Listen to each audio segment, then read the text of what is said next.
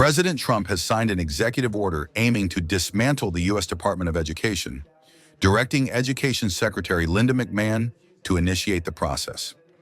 This move seeks to transfer educational authority back to state and local governments, fulfilling a long-standing conservative objective. The order proposes reducing the department's functions, with certain responsibilities like student loans, Pell Grants, and Title I funding to be reassigned to other agencies.